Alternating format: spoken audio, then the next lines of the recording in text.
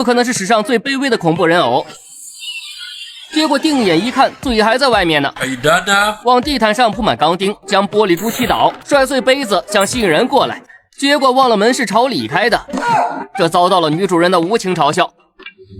总之，杀人计划不停，却没有一次得手过，甚至还被按在地上吃翔，简直把恐怖人物家族的脸都丢尽了。鬼娃恰吉、安娜贝尔、比利看到他都想把他踢出族谱。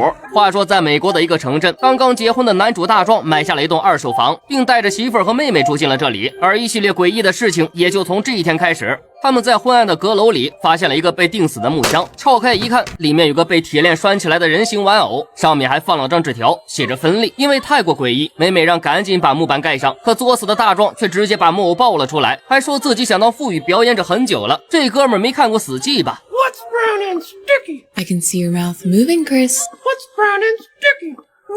Sticky.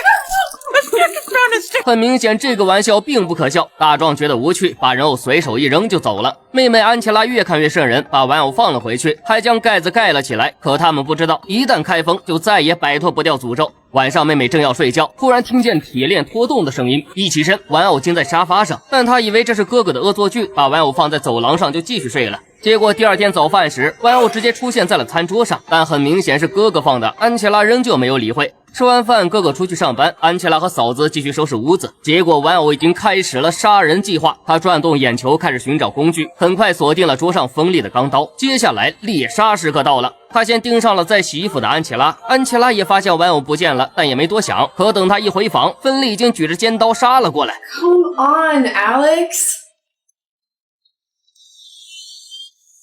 可刚近身就被安琪拉一脚踹倒，随后安琪拉快速跑开，这也太丢偶了吧！这时洗澡的嫂子听见动静，问出了啥事儿，这让芬利决定换个目标。嫂子正美美洗澡呢，芬利拿走面包机，趁着对方在听歌，猛然拉开门。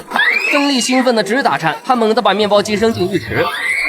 但什么也没有发生，两人四目相对，真尴尬呀！芬利麻利溜走，整半天他忘插电了，接连2次杀人失败，让芬利懊恼不已。这时大壮回来了，芬利一看有新目标了，立马咧个嘴大笑。这次他拿走棒球棍，准备在大壮下楼时使绊子，结果又没打住，准头也太差了吧！这么一刺杀就刺杀了3个月。此时的3人已经习惯了芬利的存在，甚至当成宠物养了。但芬利仍然没忘记自己的使命，他将老鼠药悄悄倒进菜里。 No. 但芬利不放弃。 No. Oh, Chris Little shit's trying to put rat poison in the food again. 大壮很是无语，要来酒精喷壶，对着芬利脸就是一顿狂滋。接下来就要到著名桥段了，大壮一转后视镜，芬利就在身后，随后立马塑料袋蒙头，可他准头依然差点。 Are you done now? 大壮烦透了，要是他死了，一定是被烦死的。芬利一看失败，又一溜烟跑了。 When are you gonna give up? 接连失败的芬利觉得自己的偶格受到了侮辱，还好有小猫安慰。但勇敢偶偶不怕困难，这次他搞了个更完美的陷阱，他给毯子扎满钉子，提翻弹珠，随后打破杯子吸引注意力。 Are you kidding me? What'd you break this time? 可他忘了门是朝里面开的，计划再次失败。没多久，妹妹安琪拉过生日，大壮突然来灵感，要上个才艺。他十分夸张滑稽地模仿起了芬利要杀人的样子，这把家人逗得哈哈大笑。芬利感觉十分没有面子，跑了，但其实是要报复。他拿了瓶酒精喷雾，趁着大家吹蜡烛，准备来个炭烤全家桶，结果喷反了。很快到了年底圣诞节，大家围坐在一起看电影，芬利也贴心的准备了礼物，一把诸葛连弩，他摆弄好躲起来，使劲一拉绳子。Oh my god, he finally did it! 芬利兴奋极了，赶忙去查看，一路上嘚瑟的放屁带冒烟的，可到地方了，一地狼藉，人却一个没少。原来箭扎在了天花板上，而大家惊讶的只是猫拉在了地毯上。养过猫的都知道，猫屎气味是人的5倍，狗的10倍。大壮气的就要把猫扔出去，芬利见不得好基友受罚，赶紧出去主动揽锅，说这泡粑粑是他拉的。大壮也不辜负他的情谊，答应饶了猫咪。 Smell it! Smell it! Can't you tell no one wants you here? Why don't you just go back to the attic and stay there? 这一次，芬利的自尊心被狠狠踩在地上践踏，他下定决心再也不入这尘世间了。在回去之前，还没忘跟哈基米告别。随后带着屈辱，主动躺进了木箱里，眼角滑落一滴悲伤的眼泪。可上天不会辜负努力的偶。深夜，2个劫匪突然闯了进来，不仅弄晕了大壮，还绑了2个女人。尖叫声惊醒了熟睡的芬利，他纳闷呢，谁手段比他还高明啊？ 3人被绑在客厅狠狠凌辱，眼看大壮被一顿胖揍，芬利觉得大快呕心。可这时强盗把枪对准了哈基米，这可精准踩到了芬利的雷区。强盗劫完财不够，还想劫色，准备带嫂子去卧室，突然灯灭了，这让强盗瞬间警惕，难道这房间里还有其他人？突然阁楼上传来异响，大胡子害怕，便举着枪威胁同伴上去查看。同伴来到阁楼，却除了一堆玩偶，什么也没有发现。正当他转过身，一堆弹珠散落到他脚边，这给他吓得不轻。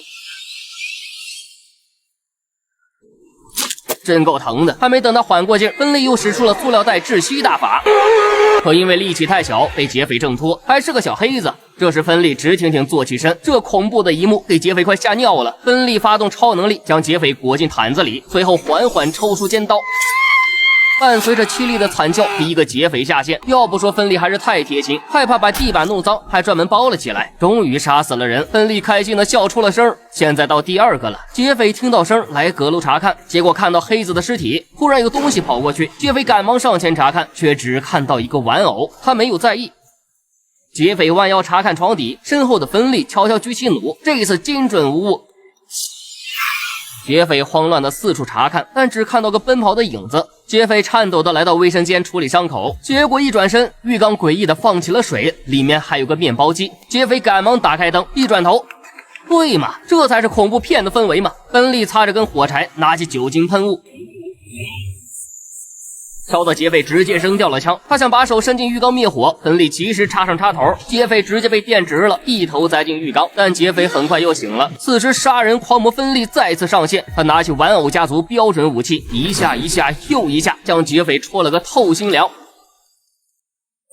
经此一役，芬利的家庭地位直线上升，众人彻底接纳了他，不仅给买新衣服，还主动给递牛奶。但芬利婉拒了，看见大伙儿将牛奶喝了下去，芬利露出了阴恻恻的笑容。原来他的杀人计划还没放弃，大伙儿也意识到了牛奶不对劲。到此，影片结束。其实在我讲之前，有些博主也讲了，还给短片编了个结尾，说是芬利并没有下毒成功，说因为影片有个设定，就是芬利只能杀坏人，不能杀好人，所以前面才屡次碰壁。可其实原片的结尾是个开放式结尾，导演并没有做明确的解读，全靠观众自己想象。那看了这个短片，你对人偶的恐惧有没有少一点呢？好了，这期视频就到这里，喜欢的拜托帮忙点赞推荐，我们下期再见。